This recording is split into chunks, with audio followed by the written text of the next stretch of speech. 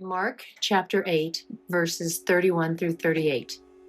Then he began to teach them that the Son of Man must undergo great suffering and be rejected by the elders, the chief priests, and the scribes, and be killed after 3 days, rise again. He said all this quite openly, and Peter took him aside and began to rebuke him. But turning and looking at his disciples, he rebuked Peter and said, "Get behind me, Satan, for you are setting your mind not on divine things, but on human things." He called the crowd with his disciples and said to them, "If any wish to come after me, let them deny themselves and take up their cross and follow me. For those who want to save their life will lose it, and those who lose their life for my sake and for the sake of the gospel will save it. For what will it profit them to gain the whole world and forfeit their life? Indeed, what can they give in return for their life? Those who are ashamed of me and of my words in this adulterous and sinful generation, of then the Son of Man will also be ashamed when he comes in the glory of his Father with the holy angels." Anyone who has ever dared to believe in God for any length of time has at some point had to deal with that annoying, often disillusioning moment when it suddenly dawns on us that clearly God's ways are not always our ways, and that God, of course, must obviously be wrong. Maybe we're facing a situation in our lives in which we're tested, stretched, or burdened beyond our strength or resources, and it seems so unfair or undeserved, and our already fragile faith grows even more threadbare. Or maybe our understanding of God is called into question or contradicted by some injustice in the world, or by some evil that seems so contrary to the purposes of God, yet just goes on unchecked, or worse, becomes normalized. And we find ourselves maybe questioning the justice of God, or the power of God, or the compassion of God. And our faith is turned as upside down as the world we're living in, and we no longer know what to believe anymore. What happens when our assumptions and expectations of God do not reconcile with our lived experience, especially in tough times, or when our cherished formulas for how God is supposed to work, or how the world is supposed to work, or how goodness is supposed to prevail over evil simply do not compute. In our story from the Gospel of Mark, the disciples are living through one of those dilemmas. They're traveling through the ancient Roman city of Caesarea Philippi, located along the far southwestern edge of Israel, the far edge of the only world these disciples have ever known.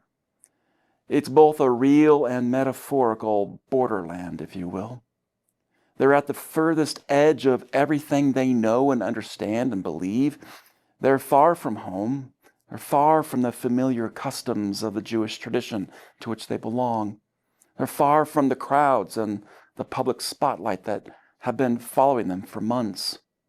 And it's here that they are suddenly confronted by a moment of truth that will demand of them a yes or a no to the kind of question we all must answer in our own borderland moments. That is, are you with me or not? Even if you don't understand what I am doing, even if what I'm about to reveal to you may contradict everything you thought you knew about me, about God, about our future, are you still in? There are 16 chapters in the Gospel of Mark, and it's no coincidence that today's story occurs in the 8th chapter, at the precisely midpoint in the Gospel. And Mark frames this particular story as a crossroads, a tipping point in the journey of Jesus and his disciples. They're about to leave behind their old familiar world with all its rules and assumptions about how things are supposed to work. And they will enter a new and unfamiliar world full of uncertainty and risk, which will require each of them to adopt this whole new mindset about how God works and how they are to live. Today's story picks up in the middle of a private conversation between Jesus and his disciples. In that conversation, Jesus reveals openly, for the first time, that he is the Messiah. He's the anointed king through whom God will deliver the people of Israel. And the disciples had suspected this all along. I mean, with the swarm of followers and the way Jesus speaks with authority, the unusual powers he possesses, which no one has ever before seen, it makes a lot of sense that Jesus would be the Messiah. Only Jesus had never openly told them that he was the Messiah until now. Naturally, any of us, they assume that Jesus' kingship will be political and ideological and militaristic. As king of Israel, Jesus will command an army, and he'll drive out the occupying Romans. He'll liberate the people, take the throne, and restore the nation to its former glory. It's all there in the job description for Messiah under roles and responsibilities. And no one had any illusions of Messiah who would be a purely spiritual Messiah, whose mission was to save souls and get everyone into heaven. No, the Messiah they expected would bring political change to the world, would create heaven on earth, inaugurating a political revolution, establishing a new social order marked by liberation, justice, righteousness, and peace. Everybody knew this. But in Caesarea Philippi that day, in the middle of their journey, Jesus tells them that they've actually got it all wrong. Israel will be restored. Liberation will come. Justice and peace, they will be established, only not by might or by force, not by guns or by violence or by armies, not even by taking the throne and controlling all the levers of politics, only by the power of suffering love, he says. He tells them that day, I must undergo rejection and suffering and be killed. And if any of you wish to continue to follow me, you're going to have to deny yourselves and take up your cross too. It's a moment of utter shock and disbelief. Jesus has just pulled the one seemingly indispensable piece from their carefully constructed tower of faith, that one Jenga block that held everything together, and now it's all come crashing down. Their hopes scattered like wreckage in every direction. Rejection, suffering, death, this is your strategy for political revolution. Self-denial, taking up a cross, these are our marching orders. And so he asks them, are you still in? Are you still with me? And it's here that we, like the disciples, come to see that Jesus was indeed profoundly political, only we are confronted with this shocking truth about the nature of his politics. This radical idea that the cross, the way of suffering love, is the divine plan by which God, with our participation, will save this troubled world. Before Christians turned the cross into a purely spiritual symbol, it was a profoundly political statement. Jesus understood this when he spoke of the cross he was about to carry and the crosses we all must carry. Today, we prefer to spiritualize this command to carry our cross. We turn it into a popular trope for all the personal burdens God asks us to faithfully, dutifully bear in our lives. Illness, hardship, betrayal, disappointment, grief, and loss. It's the cross I must bear, we are prone to say. But in first century Palestine, a cross wasn't a spiritual symbol for one's faithfulness or perseverance. It was a gruesome killing apparatus used by the government. The cross was the cruelest instrument of capital punishment ever devised by the Romans. It was used to punish criminals and agitators, to deter would-be zealots and revolutionaries, to intimidate and control the masses. The cross was an ideological weapon of the empire. So when Jesus speaks of the suffering and his cross, he's foretelling the inevitable consequence of speaking truth to power by offering the world an alternative vision of reality that will threaten those powers. Jesus had come to announce that the powers of empire and religion had failed to serve the people as they should. They didn't enable humanity to live a life of freedom and wholeness. These powers had absolutized themselves and demanded of individuals and societies complete and unconditional loyalty. So Jesus declared them idols. He announced that no one had to fear or obey those powers any longer, because there's a new world breaking in, the kingdom of God, heaven on earth, where love and mercy and goodness and righteousness will prevail over those powers. And he says, seek this. Give yourself to that kingdom. Don't sell your soul to the powers just to save your life. Try to save your life and you will lose it, he says. Lose your life for my sake and for the sake of bringing heaven on earth, and you will save it. For what will it profit you if you gain the whole world and forfeit your soul? We totally missed Jesus' point when we made the cross into a spiritual symbol of personal salvation, instead of embracing this invitation to live a life of vulnerability, to give ourselves to acts of love that may require us to suffer, to commit to bringing heaven on earth by nonviolent means.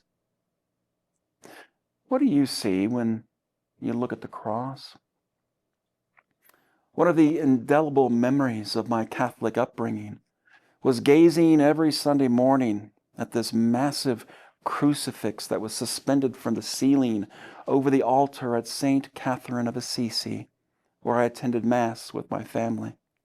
As a child, it was the first time I had ever laid eyes on any human corpse, let alone one that had clearly been violently beaten, impaled with stakes, stabbed and publicly forsaken. I can still picture the stark image of that pale, slumped body all these years later. The man's head hung slightly to one side.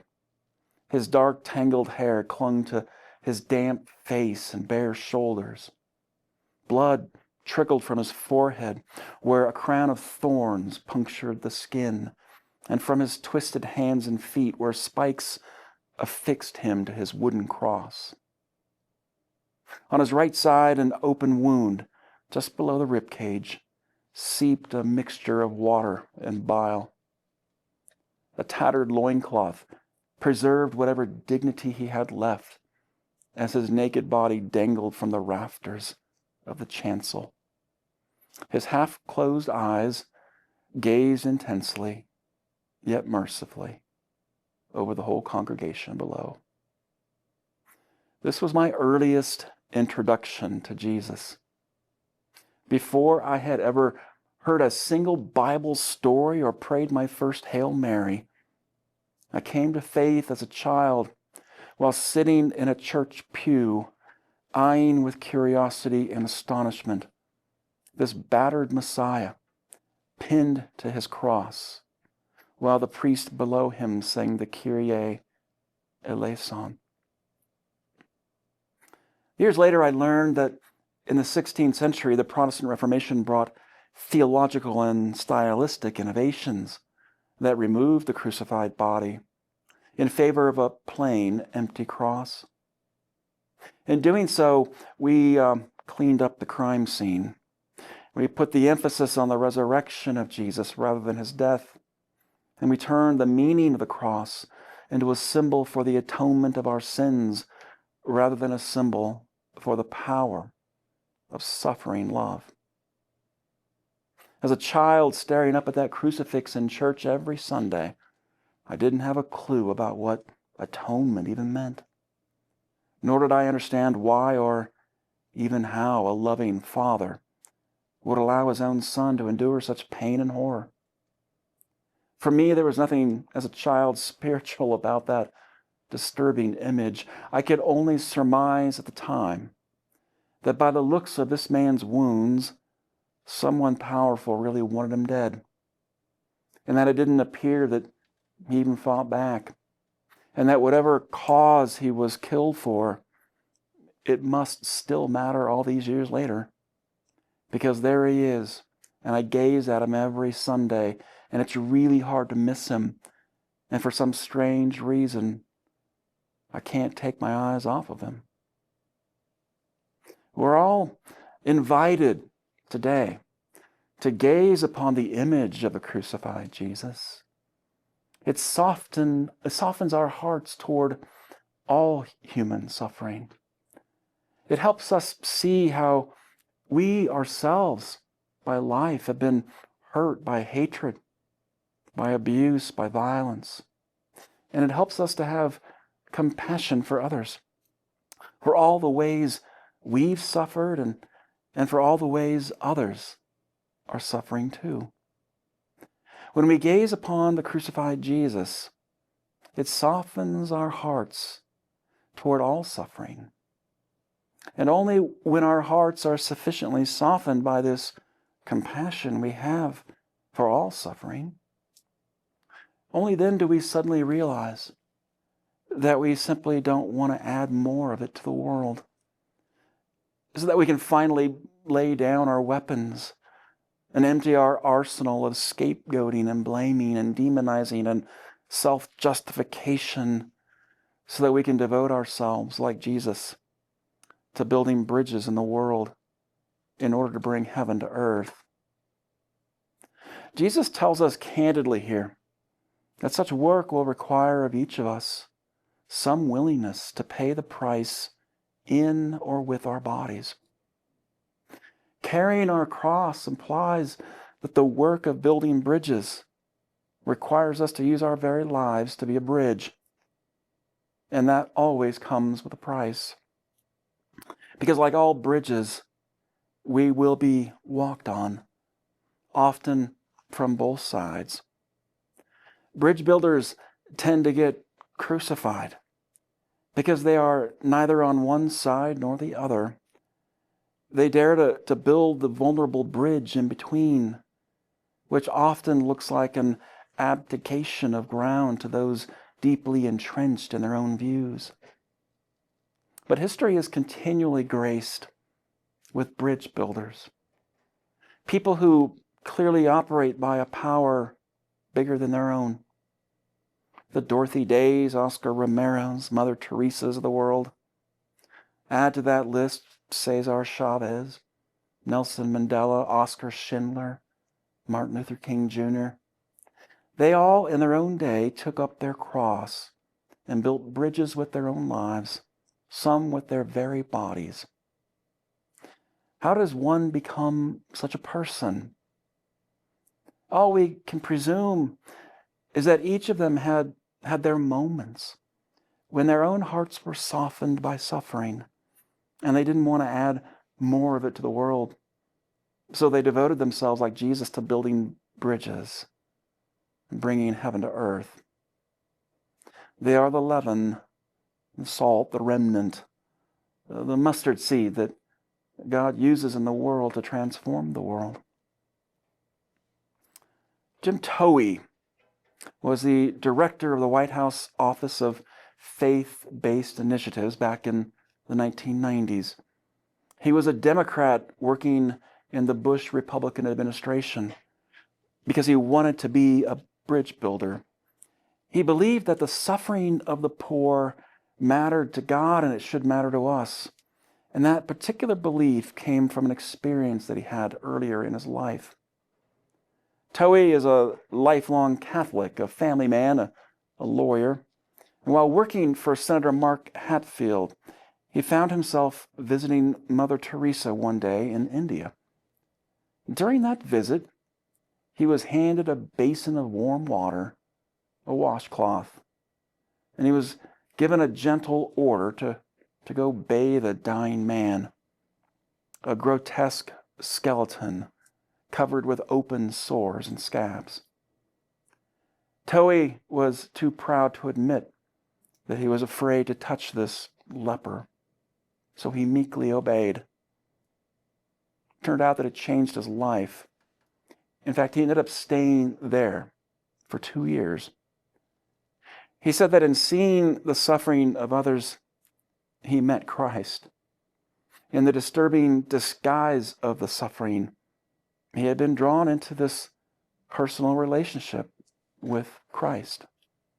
The experience refocused his whole life, and he devoted himself, like Jesus, to building bridges in the world and bringing heaven to earth. Our takeaways for today: the way of Jesus is suffering love. The cross of Jesus calls us to relieve suffering, not add to it. Carrying our cross means risking ourselves as bridge builders.